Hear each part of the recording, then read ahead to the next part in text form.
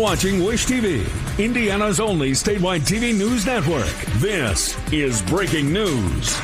And we start right now with breaking news. Kegan Kline going to prison for the next several decades. Kline used the fake social media profile Anthony Schatz in 2017 to communicate with Libby German the day before she and Abby Williams were murdered in Delphi. Our senior investigative reporter Richard Essex has been covering this case for 2 years. He was in the courtroom today for the sentencing.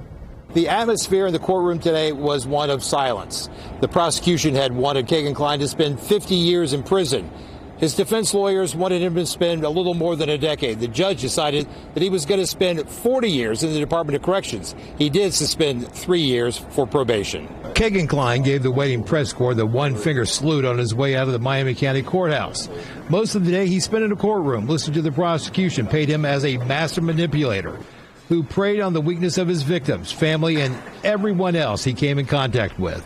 It is really important, days like today, being able to provide justice to the innumerable victims that Kegan Kline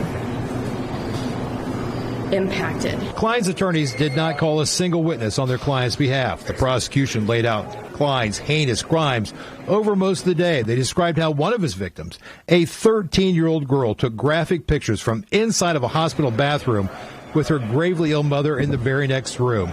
In a letter to the court, the victim thought the person behind the catfishing social media profile was real.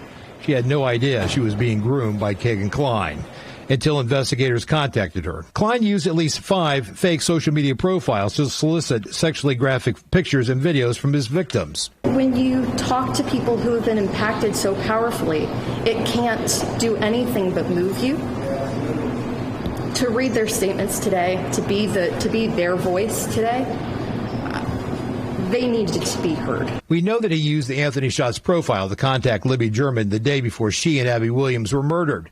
The Miami County Prosecutor's Office would not connect Kline to any involvement in the Delphi case, and when asked if the weeks-long search of the Wabash River, which was triggered by Kline's words, was connected to his case in Miami County, they couldn't say. Investigators identified at least 6 victims that the charges were based on. The prosecutor's office says that there could be dozens, maybe hundreds more. I would estimate hundreds of victims. Kline is taking the answers to many of those questions with him to prison. In Miami County, Richard Essex, Wish TV, I-Team 8. And our I-Team has been following this case from the beginning. Police first encountered Kline back in February of 2017 while serving a search warrant.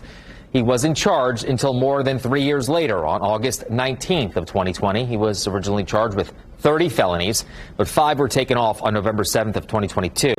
He pleaded guilty to those 25 felonies on March 30th of 2022. Today, a judge sentenced him to, again, 40 years in prison.